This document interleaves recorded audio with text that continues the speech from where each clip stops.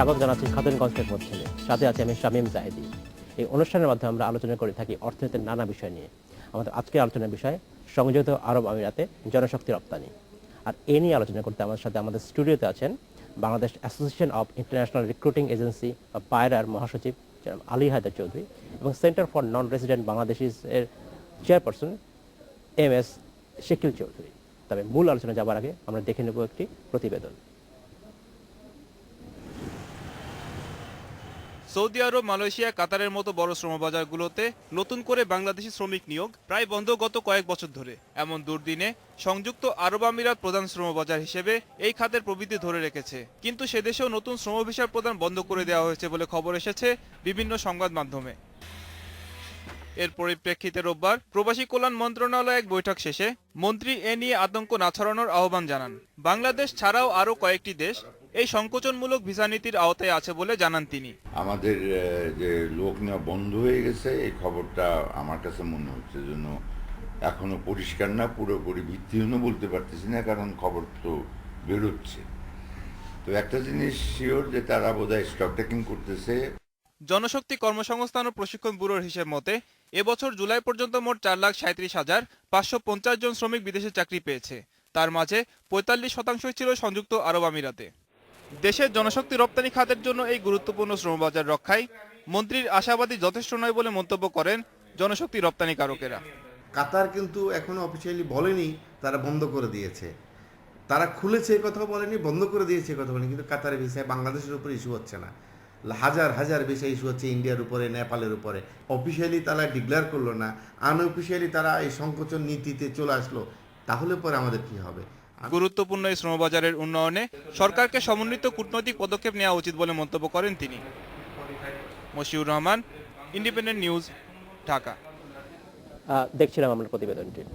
জনাব আলী হায়দার চৌধুরী, বলা হচ্ছে যে সংযুক্ত আরব আমিরাতের যে সমস্যাটা সেটা সাময়িক সময়ের জন্য তার ভিসা দেওয়া প্রক্রিয়াটা বন্ধ রেখেছে। এই সাময়িক প্রক্রিয়া যদি দীর্ঘস্থায়ী হয় তাহলে দেশের সামগ্রিক জনশক্তি রপ্তানিতে কি ভূমিকা রাখতে পারে? আমি প্রথমে আমাদের বায়রার সকল সদস্যদের পক্ষ থেকে আমি ইন্ডিপেন্ডেন্ট টেলিভিশনের কর্তৃপক্ষকে আমি সাধুবাদ জানাই আজকের এই সময়োচিত একটা বিষয়ের উপরে আমাদেরকে আলোচনা করার সুযোগ করে দেওয়ার জন্য। আমি আপনার উত্থাপিত প্রশ্নের প্রেক্ষিতে আমি একটা বিষয় এখানে করতেছি যে এই সাময়িক শব্দটা কে এবং কোত্থেকে কিভাবে আপনারা পেলেন? আমাদের কথা হচ্ছে আমরা ব্যবসায়ী সমাজের প্রতিনিধিত্ব করছি, আমরা ব্যবসায়ী। আমরা যখন দেখি যে কোন একটা সংকেত আমরা পাচ্ছি এই সেক্টর এখানে বন্ধ হয়ে যাবে, এরকম একটা আমরা গন্ধ পাচ্ছি, তখনই আমরা শঙ্কিত বোধ করি, শঙ্কা বোধ করি, উৎকণ্ঠা থাকি। এবং বিষয়টি আমরা যথাযথ কর্তৃপক্ষের সাথে আলাপ আলোচনার মাধ্যমে আমরা জরুরি পদক্ষেপ নেওয়ার জন্য আমরা সবসময় সরকারের সাথে এই বিষয়টা আমরা চিন্তা করি। আপনি দেখেন এই বিষয়টা যে মাননীয় মন্ত্রী মহোদয় যেটা বলেছেন যে হয়তো স্টক টেকিং করছে অথবা সাময়িকভাবে বন্ধ করে দিয়েছে, উনি যথার্থই বলেছেন। কিন্তু আমার এই জায়গায় বসে আমি শুধু এই কথাটুকু বলতে চাচ্ছি, কাতারও এরকম সাময়িকভাবে বন্ধ করে দিয়েছে। কাতার কিন্তু বলে না যে বাংলাদেশে তারা লোক পাঠাচ্ছে না, কাতার বলে না যে তারা বন্ধ করে দিয়েছে।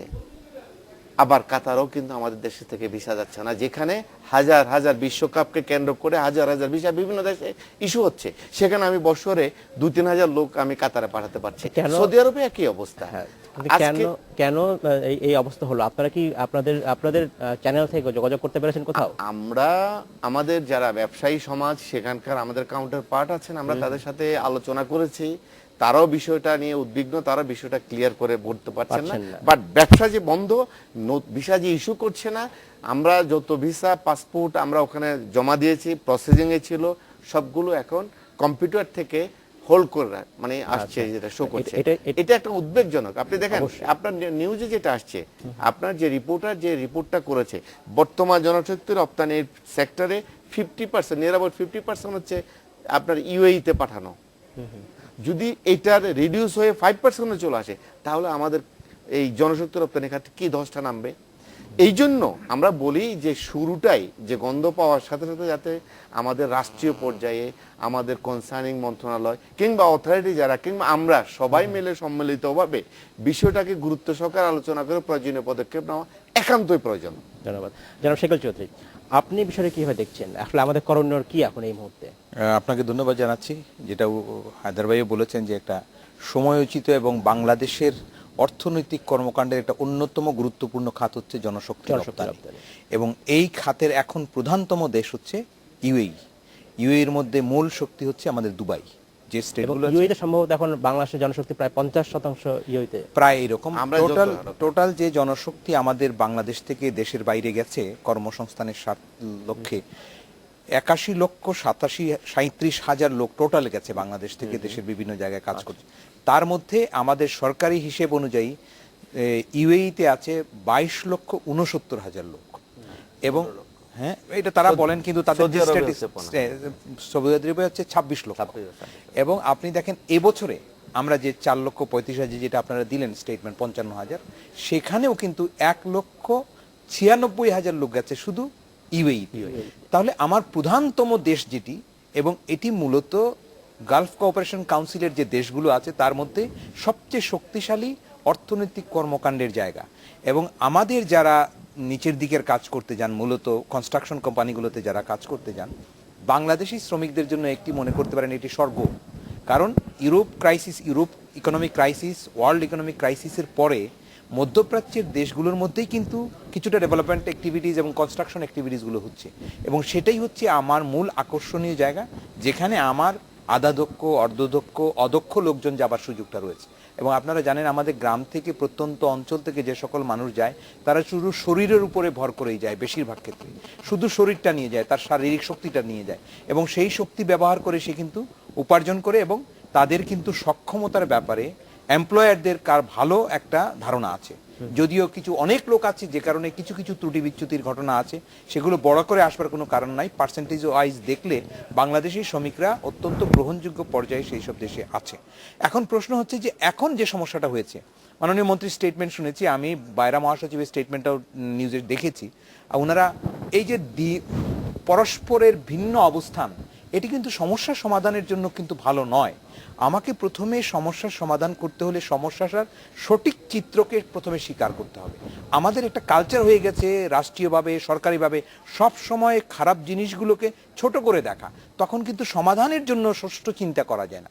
সমাধানের সুষ্ঠু চিন্তা করতে হলে সমস্যাটাকে প্রথমে স্বীকার করতে হবে। দুবাইয়ের ভিসা বন্ধ আছে, ঈদের আগের দিন বিকেলবেলা আমাকে প্রচুর লোকজন দুবাই থেকে ফোন করলেন যে আপনারা সরকারকে বলেন উদ্যোগ নিতে। আমাদের কম্পিউটারে যখন ইনসার্ট দেওয়া হচ্ছে ন্যাশনালিটি বাংলাদেশ দিলেই এটা ব্লক হয়ে চলে আসছে। তারা তখন তাদের এমপ্লয়ারদের সাথে যোগাযোগ করেছেন, প্রত্যেকেই বলছেন যে আমরা এখন বাংলাদেশিদের নামে কোনো কর্মসংস্থানের ভিসা ইস্যু করতে পারছি না, শুধু টুরিস্ট ভিসাটা এখনো ওপেন আছে। এবং এটা যাদের অ্যাপ্রুভ করা আছে, যেমন অনেকগুলো প্রতিষ্ঠানে ন্যাশনালি অ্যাপ্রুভ করা আছে, যেমন বাংলাদেশ থেকে কত লোক আনবে তার একটা অ্যাপ্রুভেল ওই সরকারের কাছ থেকে ওই প্রতিষ্ঠান পেয়েছে, অন্যান্য দেশ থেকে কত পাবে সেটা আসছে। বাংলাদেশের যে অ্যাপ্রুভড কোটা আছে সেই কোটা, এই অ্যাপ্রুভড ভিসার কোটাগুলো কিন্তু অ্যাপ্রুভ এখন হচ্ছে না। এখন এটা আমাদের কনসার্ন। একটা ভালো কথা উনি বলেছেন, মন্ত্রী বললেন সাময়িক কথাটা উনি কোথায় পেয়েছেন আমরা জানি না, এবং দুবাইতে যারা কাজ করছেন, যারা এমপ্লয়মেন্টের অ্যারেঞ্জমেন্ট করছেন তারাও জানেন না। সুতরাং এটি স্থায়ী অথবা সাময়িক কোনোটাই বিবেচনার থেকে বড় বিবেচনা হচ্ছে আমি বন্ধ হয়ে আছি, এটাকে উন্মুক্ত করা উচিত। কনসাল জেনারেলও স্বীকার করেন বন্ধ আছে, অ্যাম্বাসেডর যিনি আছেন আমাদের ইউএইতে তিনিও স্বীকার করেন বন্ধ আছে, কিন্তু সরকারের সাথে মত মিলিয়ে কথা বলতে গেলে ওনারা কিন্তু বাস্তব অবস্থা থেকে একটু দূরে থাকেন। আমাদের অনুরোধ হবে বাইরাদের সাথে কথা বলবেন, বাইরা যাদের সাথে ওখানে কাজ করে তাদের সাথে কথা বলবেন, যারা এমপ্লয়মেন্ট এই দেশ থেকে নিয়ে যায় এবং এমপ্লয় করে লোকজন তাদের সাথে কথা বলে সঠিক চিত্রটা নিয়ে আসবেন, না হলে বিপদ আছে কিন্তু আমাদের জন্য। জনাব আলী হায়দার চৌধুরী, আপনারা কি এই বিষয়ে সরকারের সাথে মানে আনুষ্ঠানিকভাবে কথা বলতে চাচ্ছেন কিনা সামনে? এক্স্যাক্টলি, আমরা এই বিষয়টা যখনই আমরা জেনেছি খোলার তারিখ, আমরা তাৎক্ষণিকভাবে আমাদের পক্ষ থেকে আমরা মাননীয় মন্ত্রী মহোদয়ের কাছে একটা জোর দাবি জানিয়েছি। বিষয়টা জরুরি ভিত্তিতে পররাষ্ট্র মন্ত্রণালয় কিংবা উনি যাকে যে অথরিটিকে মনে করে সর্বোচ্চ আমাদের মাননীয় প্রধানমন্ত্রীর কাছে ও যদি প্রয়োজন মনে করে এই বিষয়টা কথা বলে জরুরি পদক্ষেপ নেওয়ার জন্য। কারণ এই বিষয়টা এখন একটা রাষ্ট্র এবং আর একটা রাষ্ট্রের দ্বিপাক্ষিক একটা আলাপ আলোচনার বিষয় হয়ে দাঁড়িয়েছে। আদারওয়াইজ আমাদের এই আগামী 1 মাস 2 মাসে যে ডিজাস্টারটা আসবে এটা- জনশক্তি রপ্তানি খাতে তখন আমি আমরা আন্তর্জাতিক এখন বলতে পারি। ইমাজিনও করতে পারি না যে আসলে আমাদের কি পর্যায়ে। ওনারা বলেছেন যে প্যানিক সৃষ্টি করা যায়, এটা প্যানিক সৃষ্টির ব্যাপার নয়, এটা আমার স্বার্থ সংশ্লিষ্ট বিষয়, এটা প্যানিকের ব্যাপার নয়। আপনি আপনার মানে ইয়েতে আমি একটা তথ্য দিচ্ছি, সেটা হচ্ছে বর্তমানে বাংলাদেশের মার্কেটে নিয়ার অ্যাবাউট প্লাস মাইনাস যেটা 50,000 লোকের চাহিদা বর্তমানে ঢাকায় অবস্থান করছে এবং প্রসেসিং আছে। কেউ মেডিকেল করেছে, পাসপোর্ট পাঠিয়ে দিয়েছে, ওখান থেকে ভিসা আসতে সে চলে যাবে, কারো ইন্টারভিউ সিলেকশন হয়ে গেছে, তার মানে কি তার একটা ইনভলভমেন্ট হয়ে গেছে, ফাইন্যান্সিয়াল ইনভলভমেন্ট চলে আসছে, ব্যবসায়ীদের চলে আসছে, যে শ্রমিক যাচ্ছে তার চলে আসছে। এগুলো কি হবে? ধন্যবাদ জানাব আলী হায়দার। আমরা আবার ফিরে আসবো, আমরা চলে যাবো বিরতিতে। আমরা এখন চলে আসছি বিরতিতে, আমরা ফিরে আসবো, আমাদের সাথেই থাকবেন।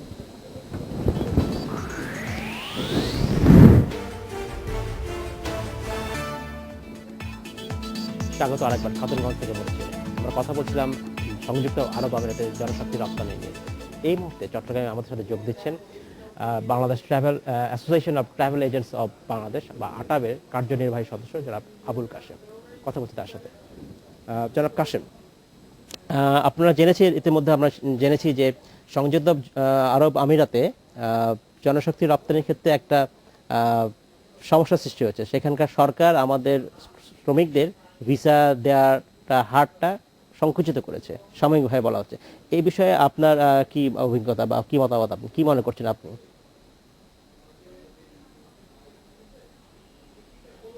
ধন্যবাদ।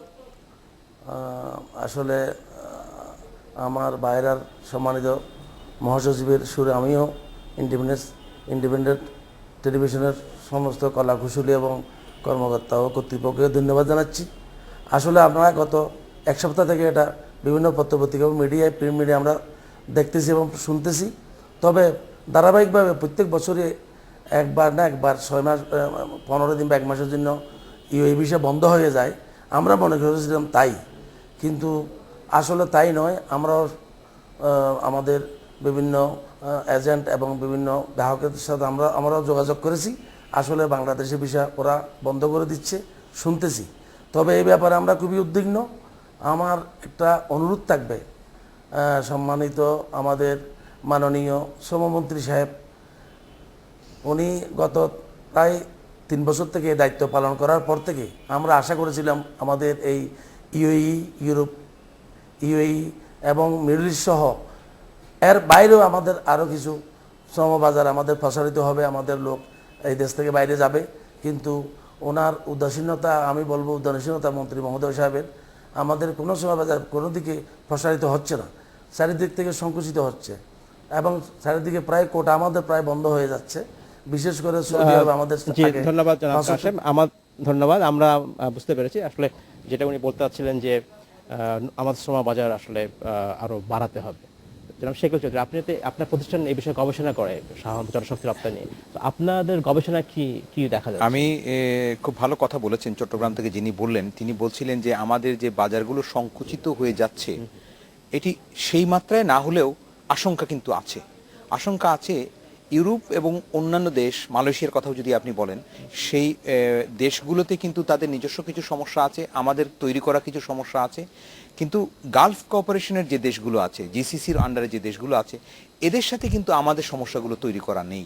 এই সমস্যাগুলো কিন্তু রাজনৈতিকভাবে আমাদের একটা সরকার টু সরকার একটা আলোচনা করে, পররাষ্ট্র মন্ত্রণালয় টু পররাষ্ট্র মন্ত্রণালয় আলোচনা করে এইখানে একটা নীতি সহায়তা বের করে নিয়ে আসা দরকার।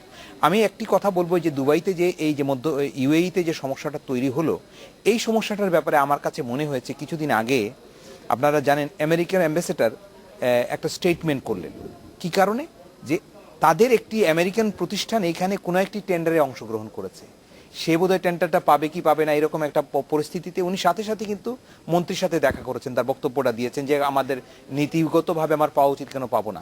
আমি উদাহরণটা এই কারণে আনছি, এই ইউরোপ আমেরিকার উন্নত দেশগুলোর প্রতিনিধি, অ্যাম্বাসেডর বা কনসাল জেনারেল যারা থাকেন, তাদের কিন্তু কাজ হয় ওই দেশে বিজনেস প্রমোশন করা, তার দেশের স্বার্থ সংগঠন করা এবং ইমিডিয়েটলি তারা ইন্টারভেন করে। আমরা এই নীতিটা যদি নিই, আমাদের এখানে যে ইউএইতে যে অ্যাম্বাসেডর আছেন কনসাল জেনারেল যিনি দুবাই আছেন, তাদের তাৎক্ষণিকভাবে কিন্তু সরকারের সাথে আলোচনা করে ওই সরকারের সাথে, ওই দেশের সরকারের সাথে আলোচনা করে ফেলা উচিত। আমরা কিন্তু সেখানে যাই না, আমরা দেখি না কি হয়, দেখি না কি করে। এই জায়গাগুলো করতে গেলে আমার অনেক ক্ষতি হয়ে যায়, অন্য দেশগুলো তখন এসে ঢুকে যায়।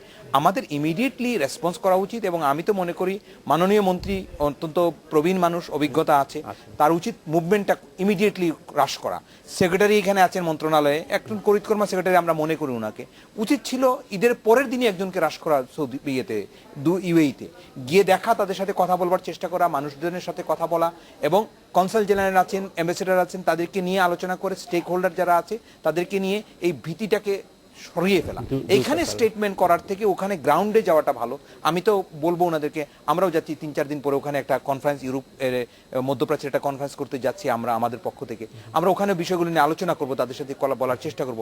মাননীয় মন্ত্রী, সচিব এবং এই যে বাইরের নেতৃবৃন্দকে নিয়ে আমি মনে করি ইমিডিয়েটলি এটা হ্রাস করা উচিত। এটা অনেক বড় জায়গা আমাদের। জি, ধন্যবাদ জনাব আলী হায়দার। এই ধরনের সমস্যা বোধহয় এর আগেও হয়েছে কখনো? এর আগে আমি কতগুলো এক্সাম্পল দিচ্ছি, সেক্ষেত্রে আপনারা সেটা কিভাবে সমাধান করেছিলেন? আমি কতগুলো এক্সাম্পল দিচ্ছি। ইউএইতে আপনার বেশ কয়েক বছর আগে পাকিস্তানের আপনার এই ভিসাটা বন্ধ হয়ে গেছিল, উইদাউট এনি প্রোটোকল। সেখানকার প্রধানমন্ত্রী পর্যন্ত হ্রাস করেছে ইউএইতে এসে, ওখানকার অথরিটির সাথে কথা বলে। বিষয়টা যেহেতু তাদের জন্য তখন গুরুত্বপূর্ণ ছিল, জনশক্তি রপ্তানি তাদের জন্য একটা মানে মোস্ট ফার্স্ট আর্নিং পজিশন ছিল, তো সেখানে উনি গিয়ে সেখানে সমাধান করেছে। আমি সৌদি আরবে থাকা অবস্থায় একবার, যেটা আপনার একটা ব্রিটিশ কোম্পানি, সেটা ব্রাউন অ্যান্ড ফল কোম্পানি, সেটা সমস্ত রিয়াদ সিটি এবং জেদ্দা সিটিটা তারা ক্লিনিং মেনটেন্যান্স করতো, এবং সেটার 99% শ্রমিক ছিল শ্রীলঙ্কার। যখন তারা ডিসাইড করলো যে তারা বাংলাদেশ থেকে লোক আনবে, 50% রিডিউস করবে, সেখানকার মন্ত্রী তখন প্রোটোকল চিন্তা করে নাই। সেখানকার মন্ত্রীকে দেখেছি উনি ওমরা হজের নামে জেদ্দায় চলে আসছেন, এসে সরাসরি ওই কোম্পানিতে গিয়ে বলেছেন যে আমার ফলটা কি, আমার প্রবলেমটা কোথায়, আমার শ্রমিকেরা কোনো খারাপ কাজ করছে, কিছু করছে, তুমি দিবে না কেন? তখন কিন্তু ওই ম্যানেজমেন্ট বাধ্য হয়েছে যে ডিসিশনটাকে চেঞ্জ করি, এটা সামান্য কোয়ান্টিটি পরিবর্তন করার জন্য। এগুলো হচ্ছে অনেক অনেক উদাহরণ আমাদের সামনে রয়ে গেছে। এখন আমার একটা বিষয় এখানে দেখুন, আমরা প্রায় আলোচনা করার সময় শাকিল ভাই এটা নিয়ে রিসার্চ করতেছেন, আমরা বলি অনেক সময় এখন আমরা কম্পেয়ার করি গত বছরের তুলনায় আমরা এত বেশি গেছি। আমরা গত বছরের তুলনায়, গত বছর তো আমাকে ইন্ডাস্ট্রিয়াল সেক্টর হিসেবে ঘোষণা দেয়নি, আমাকে এবার ইন্ডাস্ট্রিয়াল সেক্টর হিসেবে মাননীয় প্রধানমন্ত্রী ঘোষণা দিয়েছেন। সুতরাং আমার লক্ষ্য নির্ধারণ করতে হবে। গত বছর বা তার আগের বছর আমার মন্ত্রণালয়ে এত লোকবল ছিল না, এখন অনেক বড় বৃহৎ মন্ত্রণালয়। আমাকে 30 লক্ষ লোক যখন, যেখানে আমার বাংলাদেশের শ্রমবাজারে ইন করছে প্রতি বছর, সুতরাং আমাকে এখন লক্ষ্য নির্ধারণ করে আমার টার্গেট ঠিক করে আমাকে আমার জনশক্তি রপ্তানি খাতটাকে আমার সৃষ্টি করতে হবে। সেখানে এই যে সংকুচিত হয়ে যাচ্ছে, আমার এই মন্দার ভিতরে এই সংকুচিত নীতি আমাদের কি প্রভাব ফেলবে আপনারাই বলুন। ধন্যবাদ। আমি যেটা জানছিলাম আপনার কাছে, যে এর অতীত এই ধরনের মন স্থবির হয়েছিল, পরে আপনি বললেন যে একটা সময় বন্ধ হয়ে গেছে, তখন আপনারা কি সরকারের সাথে কোনো ব্যবস্থা কথা বলেছিলেন বা কি উদ্যোগ নিয়েছিলেন যেটা সে কারণে? না, অতীতে যেগুলো বন্ধ হয়ে গেছে এরকম, আমাদের কাসেম সাহেব যে চট্টগ্রাম থেকে যেটা কথা বলেছেন, সেটা অতীতে এই জাতীয় মানে বন্ধ হয়ে আবার এভাবে এত কোয়ান্টিটিতে এত ইয়েতে খুলে নাই। সেটা হয়তো সাময়িক ওরা ওই কন্ট্রোল করার জন্য 7-8 দিন টাইমিং সময়ের জন্য 7-8 অ্যাডজাস্টমেন্টের বিষয় ছিল। এখন যেটা শোনা যাচ্ছে, বিভিন্ন আমরা অনেক গভর্নমেন্ট ওন এজেন্সি যেগুলো দুবাইতে, আমরা তাদের সাথে কথা বলে দেখেছি যে গভর্নমেন্ট, ইট ইজ অ্যালার্মিং, ওখানকার government already decided they will not take. এবং আরো একটা জিনিস বলি, আমাদের অনেক বাংলাদেশি প্রবাসী কিন্তু দুবাইতে অনেক ব্যবসা বাণিজ্য করেন, শিল্প কারখানা করেন, ম্যানুফ্যাকচারিং এ আছেন, ট্রেডিং এ আছেন, তাদের কিন্তু অনেক অ্যাপ্রুভ ভিসা আছে বাঙালি লোক নেওয়ার জন্য, বাংলাদেশ থেকে নেওয়ার জন্য। এরা কিন্তু অনেক বিপদে পড়ে গেছেন, কারণ ওদের অনেক ইনভেস্টমেন্ট হয়ে আছে, এবং অ্যাপ্রুভেল যখন তিনি জানেন যে আমার এতগুলো লোক বাংলাদেশ থেকে আসবেন, তিনি তার পুরো প্রসেসটা করে রেখেছেন।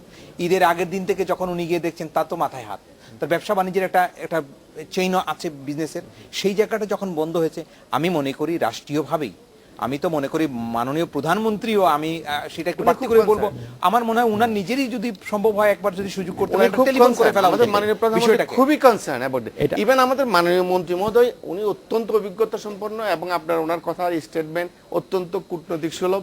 আমার মনে হয় উনি গেল। আমাদেরকে এখানে শেষ করতে হচ্ছে আজকে। আমরা আশা করি আপনাদের যে পরামর্শ, সরকার এখনই উদ্যোগ নেবে বা নিচ্ছে, এবং আশা করি এই সমস্যার সমাধান হয়ে যাবে। দর্শক, আমাদের আজকে শেষ করতে হচ্ছে। আমাদের সাথেই থাকবেন। খাদিমগঞ্জ থেকে বলছি।